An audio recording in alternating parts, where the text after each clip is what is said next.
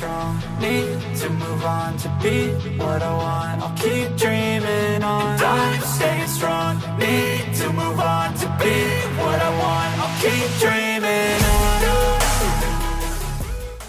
En ce jour d'éclipse totale de lune, je vous souhaite la bienvenue dans cette guidance spéciale blessure émotionnelle. À travers 5 guidances collectives, indépendantes, nous allons aborder les blessures de rejet, d'abandon, d'injustice, de trahison et d'humiliation. Cela va vous permettre d'avoir peut-être un éclairage par rapport à une difficulté que vous rencontrez au quotidien. Évidemment, ces guidances sont collectives, elles ne dispensent pas d'un avis médical et surtout d'un travail en profondeur avec un professionnel de santé.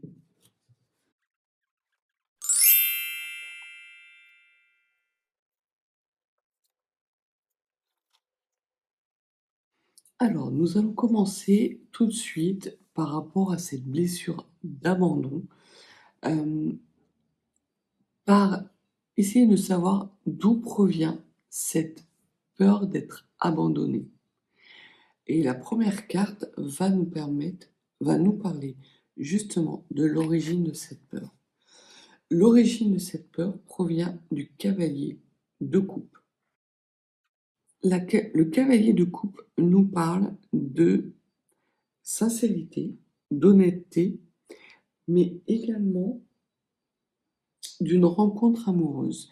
Et vous avez peut-être pu être blessé par le passé dans une situation sentimentale où vous avez ressenti qu'il n'y avait pas de sincérité. Alors, soit il n'y avait pas de sincérité dans les excuses que la personne qui était en face de vous vous a données pour rompre, ou parce que vous avez eu l'impression que dans cette relation amoureuse, vous n'étiez pas... la personne qui était en face de vous n'était pas sincère. Il y avait quelque chose qui clochait. Vous le sentiez, et néanmoins, vous avez continué de vous investir. Au contraire, même, je dirais que plus vous sentiez qu'il y avait un manque de sincérité en face de vous, plus vous avez développé des trésors de solutions, d'éclairages nouveaux, justement pour que cette relation sentimentale puisse être couronnée de succès. Et on voit qu'au final, malgré tout l'investissement que vous avez pu mettre dans cette relation a été vouée à l'échec. Alors, on peut parler d'une blessure dans votre enfance, blessure d'abandon dans votre enfance. Peut-être que vous avez tout fait pour être l'enfant parfait et que, au final, l'un de vos parents est parti néanmoins, et vous vous reprochez justement de ne pas peut-être avoir tout fait pour être en mesure de retenir cette personne, ou ça peut être votre premier amour, par exemple. Où effectivement, nous sommes là dans des situations où nous expérimentons la vie. Pour vous, c'était quelque chose qui était extrêmement engageant. Vous avez peut-être mis beaucoup de temps à vous déclarer par rapport à cette personne. Ça a marché quelque temps et au final, cette personne a mis un terme à votre relation et très vite derrière, il a enchaîné avec une nouvelle relation. Et en fait, c'est ça qui vous a fait perdre confiance en vous et qui a alimenté cette blessure de rejet. C'est le fait que malgré tout l'investissement, toute votre bonne volonté, cette personne n'ait pas su voir votre valeur et soit allée vers une autre relation sentimentale. Donc c'est vraiment l'origine profonde de cette blessure de rejet soit une mauvaise expérience du passé, en sachant que de toute façon, un adulte qui quitte une situation, ce n'est pas en lien avec les enfants. C'est un adulte qui n'est pas bien globalement. Un enfant n'est jamais responsable du départ d'un père ou d'une mère. Dans la deuxième carte, nous allons voir comment cette peur influence votre situation actuelle et notamment votre relation aux autres. Comment cette peur de l'abandon va façonner votre comportement vis-à-vis de vos amis, vis-à-vis de la personne peut-être avec laquelle vous êtes en couple, des personnes que vous envisagez comme des relations sentimentales ultérieures. Et on a le 6 de coupe. Le 6 de coupe, c'est qu'en fait, vous êtes beaucoup trop dans le passé. Le 6 de coupe nous parle de passé, d'enfant intérieur, mais également, elle peut nous parler de flammes jumelles. Et parce que vous êtes dans cette peur de l'abandon, vous envisagez toute nouvelle situation sentimentale comme étant d'un enjeu massif. Vous ne pouvez pas avoir des relations sentimentales légères. Tout de suite, vous vous investissez à 200%. Et cet investissement à 200% peut être vécu par la personne en face comme quelque chose d'extrêmement étouffant. Vous arrivez avec tout votre bagage émotionnel que vous déposez au pied de cette personne. Et si cette personne a également une blessure d'abandon, ça peut faire coup double. Ça peut faire triple effet qui se coule. Et entrer en résonance avec cette personne et réalimenter votre blessure d'abandon. Puisque cette personne peut éventuellement se rendre compte que vous y mettez trop d'attentes et qu'il n'est pas en mesure justement de répondre à vos attentes, que vous mettez la barre trop haut en fait, que vous vivez comme une sorte de passé perpétuel. Au niveau de la troisième carte, qui nous donne un éclairage sur cette peur de l'abandon, cette carte va nous parler de votre besoin non conscient justement pour combler ce vide. Est-ce que vous avez besoin d'une validation perpétuelle? Est-ce que vous avez besoin d'une présence perpétuelle? Est-ce que vous avez besoin d'être complètement en fusion avec l'autre, être dans le contrôle et la maîtrise totale de votre situation? Ce que la carte justement nous indique, c'est le 10 de bâton. Vous êtes dans un état de souffrance perpétuelle. Vous êtes dans une lourdeur qui est extrêmement difficile à vivre pour la personne qui est en face de vous. Alors, une lourdeur qui vous empêche sans doute d'avancer, d'être quelque part dans une certaine forme d'autonomie, puisque l'on voit que le 10 de bâton, c'est aussi une carte de renouveau. Alors ça peut être deux indications. Soit que vous fuyez des relations engageantes et que vous êtes toujours dans des nouveaux débuts, justement par peur de vous sentir ou de vous faire abandonner, et vous ne tenez pas vos engagements, soit être dans cet état de lourdeur perpétuelle, de besoin justement d'avoir cette validation perpétuelle et cette présence de l'autre, sans pour autant amener à nourrir la relation. Vous vous laissez faire quelque part par les désirs d'autrui, ce qui vous pousse à avoir un très fort taux de frustration. Et en face de vous, la personne avec laquelle vous vivez ou avec laquelle vous êtes, dans laquelle vous êtes dans une relation sentimentale, se dit qu'en fait vous acceptez tout et n'importe quoi. Et il y a vraiment cette situation qui est cet état de fait qui est généré par cette peur de l'abandon. Vous ne dites pas non parce que cette situation ne vous convient pas, mais par peur d'être abandonné si vous dites non. Il peut y avoir d'autres cas extrêmes où vous êtes dans une sorte de présence, un besoin de présence à outrance. Dès que la personne qui est en face de vous ne répond pas à un coup de fil, ne répond pas à un message, ça y est, vous considérez que c'est la fin d'une relation. Et tout de suite, vous êtes dans une sorte de théâtralité, dans une dramaturgie qui est extrêmement lourde à porter pour la personne qui est en face de vous. Il n'y a pas de demi-mesure.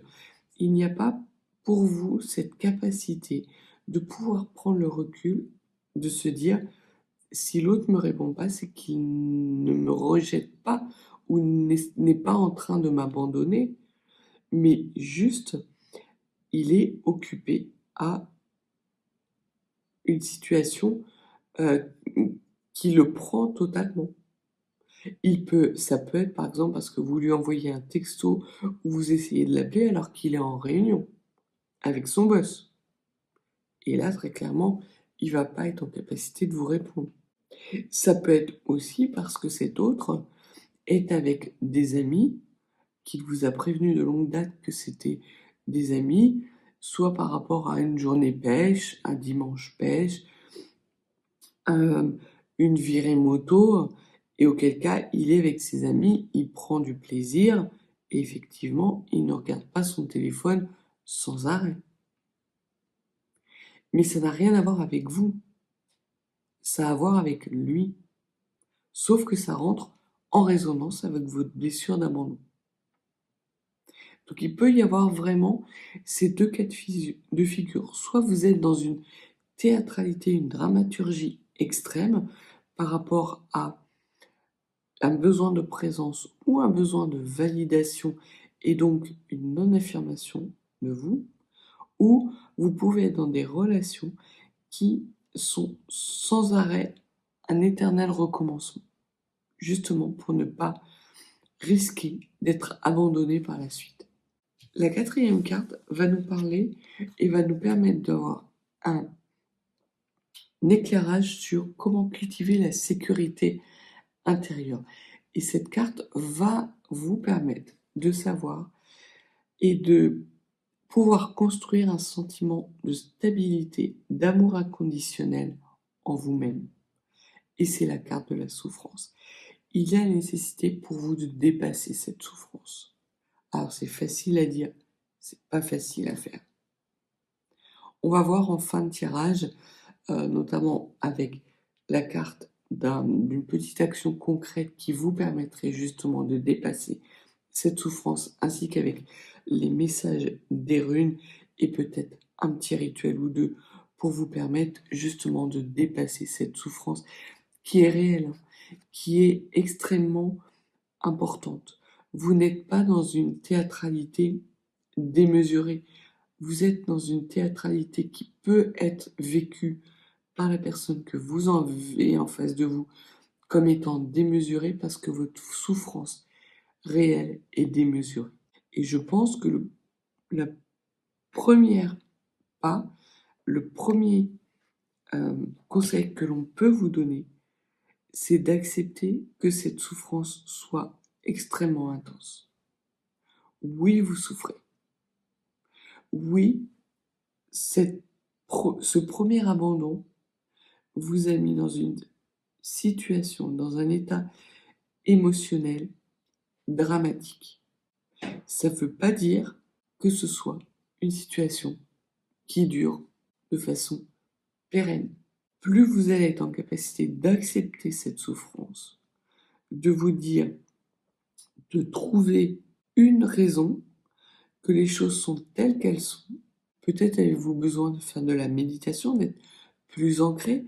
Dès que vous sentez cette angoisse monter de peur de l'abandon, une action de méditation, d'ancrage peut justement vous permettre de vous remettre dans le présent et de ne plus être dans cet état passé qui fait rejaillir et qui alimente votre blessure d'abandon et votre souffrance.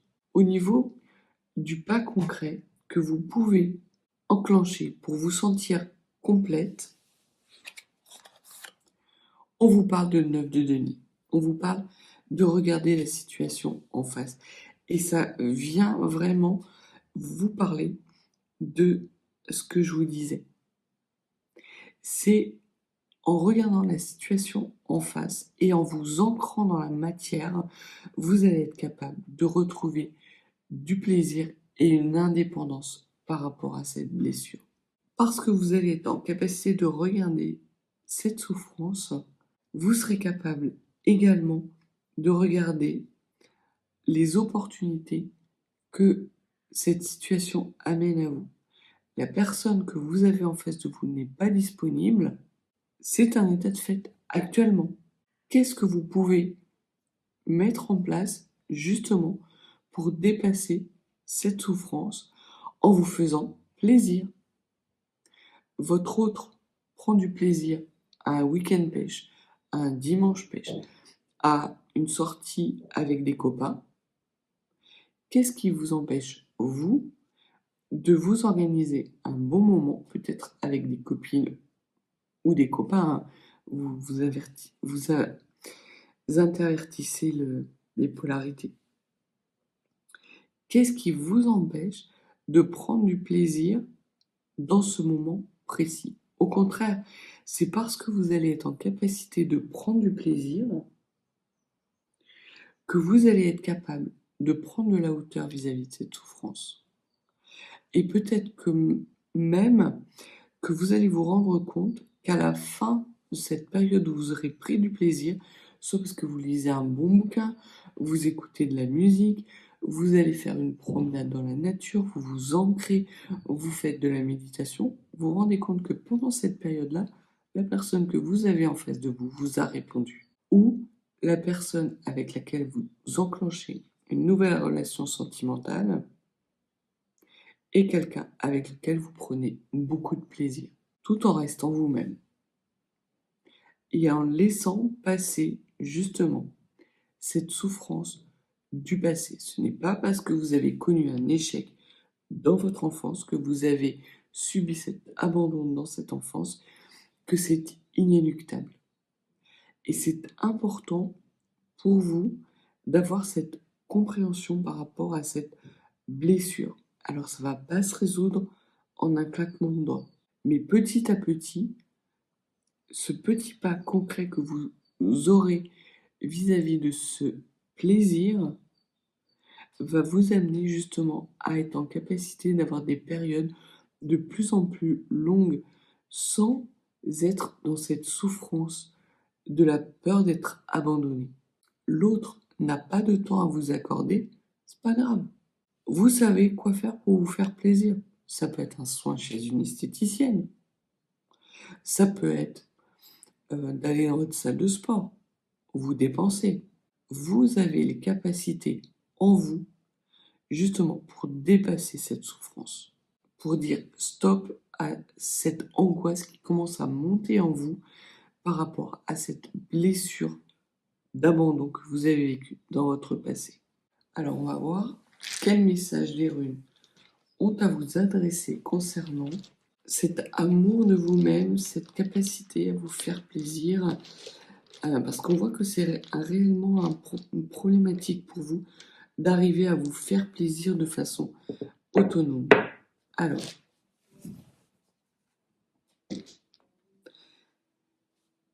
pour retrouver de l'autonomie dans le plaisir, ce que l'on vous dit, c'est que déjà, il y a la nécessité d'aller vers vos besoins, d'identifier vos besoins. Pas votre besoin d'être rassuré, d'être calmé par un entourage, mais bien par vous-même. Qu'est-ce qui vous nourrit? Est-ce plutôt la lecture? Est-ce plutôt la paix? Est-ce plutôt de vous occuper d'animaux? Est-ce plutôt de passer un bon moment avec une amie, un ami, à boire un café? Est-ce de prendre un moment pour écouter de la bonne musique? Voilà, c'est d'arriver à identifier quels sont vos besoins et comment vous pouvez être en capacité de les nourrir, ces besoins. Et c'est le message de la rune Uruz. C'est d'amener de la puissance justement dans ce plaisir. Faire en sorte que le plaisir que vous ressentez est très largement supérieur à la souffrance que vous ressentez. Le deuxième message de sagesse, c'est de ne pas rester sidéré dans cette situation, de ne pas vous laisser enfermer justement dans cet état de fait, de ne pas être là. Si vous attendez, si vous envoyez un message à l'être aimé et que cette personne met du temps à vous répondre, plus de temps que d'habitude parce qu'il est pris dans une autre situation, de vous mettre une sorte de timing pour arrêter de regarder et d'attendre cette réponse. La réponse arrivera forcément et elle arrivera en temps et en heure. En attendant, vous faites autre chose. N'envoyez pas un message dans l'attente d'un retour et d'un besoin de présence. C'est très clairement le message que l'on vous donne. Ne restez pas figé à attendre une réaction à votre action de façon indéfinie. Parce que plus vous allez être dans cette attente, plus la souffrance va grandir, plus vous serez dans la théâtralité et plus vous allez mettre sur votre compagnon ou compagne une charge émotionnelle de laquelle il n'aura qu'une seule envie, c'est de s'échapper. Et cette réaction réalimentera cette peur de l'abandon parce qu'il sera un moment à envisager de rompre tout lien avec vous parce que vous mettez beaucoup trop d'émotionnel sur ses épaules. Donc ne restez pas immobile, ne restez pas dans la rumination. Au contraire, posez-vous la question de quoi j'ai envie, de quel plaisir j'ai envie de satisfaire à ce moment précis. Soyez dans l'amour de vous-même et dans la nourriture à vos propres besoins fondamentaux. Et le troisième message que l'on peut vous donner, c'est de vous protéger, puisque la rune Sourissas, c'est la rune de la protection. Donc, c'est la rune de la protection. Alors, normalement, c'est plutôt une action défensive. Ce que l'on vous dit, c'est que là, très clairement, la rune Sourissas, je l'aperçois plus comme arrêter d'alimenter justement cet état d'immobilisme. Puisque la rune Sourissas est aussi la jonction de deux runes. Vous avez la rune Issa et vous avez la rune Kénaz. La rune Kénaz, c'est le feu, c'est l'énergie qui nourrit. Et là, la rune Kénaz est retournée, puisque normalement elle est dans l'autre sens, et elle est tournée vers votre passé. Arrêtez de nourrir cet immobilisme avec cette expérience négative que vous avez connue par le passé. Toutes les situations ne vont pas retourner à cette même situation. Ce n'est pas parce que vous avez subi ou connu un abandon par le passé que vous êtes voué à reconnaître éternellement cette situation d'abandon. Oui, il y aura effectivement des situations d'abandon, des ruptures. Mais acceptez que ces ruptures ne soient pas uniquement de votre fait. Dans une rupture, il y a toujours 50-50. On ne reste pas avec quelqu'un avec lequel on est bien. Encore faut-il demander à cette personne de nourrir ce qui nous fait du bien. Parfois, il y a des personnes qui ne verbalisent pas, de peur d'être rejetées. Et ça n'a rien à voir avec vous. Alors oui, effectivement, si vous êtes dans cette théâtralité et que vous mettez une charge émotionnelle trop importante sur votre compagnon, il peut être amené, justement, à quitter cette relation. Parce que c'est trop lourd pour lui à porter. Mais de toute façon, en ayant cette charge émotionnelle beaucoup trop importante que vous placez sur les épaules de votre compagnon, par le fait d'avoir cette souffrance extrême, on voit que ça ne peut amener qu'à nourrir votre blessure d'abandon. Donc, soyez plutôt à nourrir vos besoins en termes de bien-être, d'optimisation même de votre bien-être, de ne pas rester dans cet immobilisme d'attente. Au contraire, osez enclencher des nouveaux cycles et peut-être également discutez-en ouvertement avec votre compagnon. Dites-lui qu'effectivement, vous avez connu une situation qui vous a blessé et que vous envisagez tout retard comme une certaine forme d'abandon, que vous y travaillez, mais que ce n'est pas forcément une évidence pour vous. Et plus que de faire peur à la personne, ça va lui permettre d'avoir des clés de compréhension sur votre comportement, d'éviter de vous mettre dans une situation qui fait remonter cette blessure à la surface ou qui alimente cette blessure, sauf effectivement si vous tombez face à un pervers. Dans ces cas-là, si vous voyez que bien que vous ayez dit à cette personne que son silence vous mettait dans une situation délicate et que plus ça va, plus il vous met dans le silence, c'est que très clairement, cette personne joue avec vous. Auquel cas, vous avez plutôt intérêt à vous quitter cette relation. Donc vraiment, soyez dans la nourriture de vos besoins fondamentaux. Identifiez-les. Travaillez justement sur ces besoins fondamentaux. Le conseil supplémentaire que l'on peut vous donner par rapport à la blessure d'abandon peut être de noter vos ressentis. Justement, dans un petit carnet, après chaque fois que vous nourrissez un besoin fondamental et que vous arrivez à dépasser même pendant quelques minutes cet état d'immobilisme. C'est un peu comme un fumeur qui essaye d'arrêter de fumer. Et j'en parle en connaissance de cause puisque ça va faire maintenant 5 ans que j'ai arrêté de fumer. En fait, je me suis rendu compte qu'à partir du moment où j'avais envie d'une cigarette, si je détournais mon attention, si je sortais de mon mental, d'un mental qui était souffrant, et que j'entamais une action beaucoup plus réjouissante, même pendant quelques secondes, et là je me suis rendu compte qu'en fait, en enclenchant une nouvelle action, l'envie de fumer passait très rapidement. Ça durait que quelques secondes. C'était des secondes qui étaient angoissantes, mais qui ne duraient vraiment que quelques secondes. Et je mettais mon énergie à nourrir quelque chose qui me faisait plaisir. En règle générale, j'écoutais de la musique. Ça a été mon palliatif.